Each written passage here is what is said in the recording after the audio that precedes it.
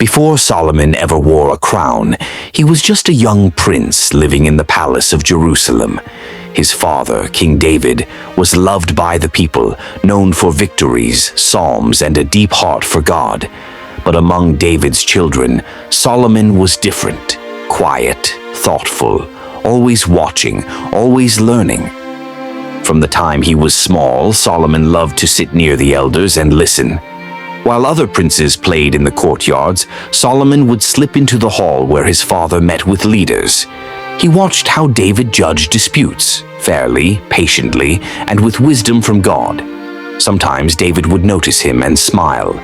"Solomon," he would say, "a leader must hear with his heart before he speaks with his mouth." Those words stayed with him. Solomon's mother, Bathsheba, often found him sitting alone with the scroll of the law. "Why do you read so much?" she asked one evening. Solomon looked up. "I want to know God the way Father knows him," he said. "If God ever gives me a purpose, I want to be ready." Bathsheba placed her hand on his shoulder. "Then God will surely guide your steps." As Solomon grew, he began helping David with small tasks, organizing workers, planning temple materials, and learning from priests. Many people didn't notice him. Some even believed other brothers would become king. But God had already spoken to David. Solomon would be the one to build the temple. Solomon didn't brag about this promise. He simply trained his heart. One day, two servants argued loudly in the courtyard. Each blamed the other for losing part of the palace supplies. A young Solomon stepped between them. "Stop," he said gently. "If both of you speak in anger, truth will hide. Tell me what happened one at a time." He listened carefully, asked questions, and helped them find the real mistake and a fair solution. A guard watching from the distance whispered, "He judges like David." When David grew old, Israel needed a king who would guide the nation with peace, not pride. God reminded David of his promise, "Solomon shall reign after you." When the day finally came and the prophet anointed Solomon as king, the young prince stood humbly before God. He remembered every moment of learning, every quiet prayer, every piece of wisdom his father planted in him. And God looked at his heart, pure, humble, and seeking truth. Before Solomon ever sat on the throne, God was already shaping the king inside him. His father, King David, was old and weak, but his eyes still shone with pride. He called Solomon close and said, "My son, walk in the ways of the Lord, keep his commands, and you will succeed in everything you do." Those words rested deeply in Solomon's heart. Soon after Solomon became king, challenges began to rise. There were people who opposed his throne. Some plotted against him. Some tried to claim power for themselves. But Solomon acted with firmness and justice, bringing stability to the kingdom. One by one, the threats were removed, and the land became peaceful again. When Solomon finally secured the kingdom, the people respected him. But the weight of the crown felt heavy. He was young, and Israel was a great nation. He often walked through the halls of the palace thinking, "How can I rule these people the way my father did?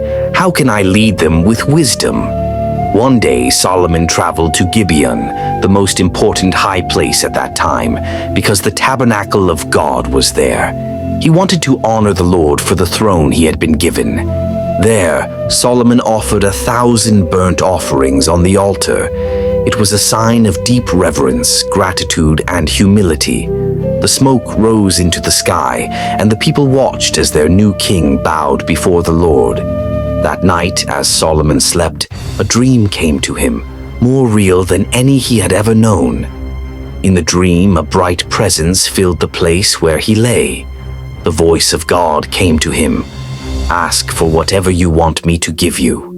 Solomon's heart trembled, not with fear, but with humility.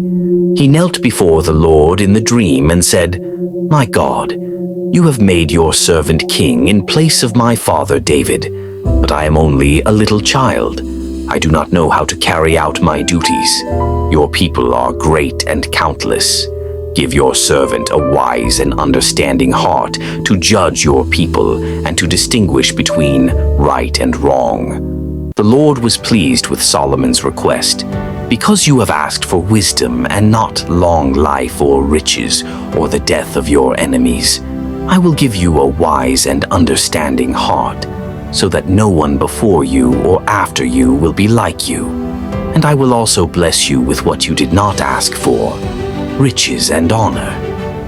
When Solomon awoke, he realized it had been a dream, but more than a dream, it was a divine encounter.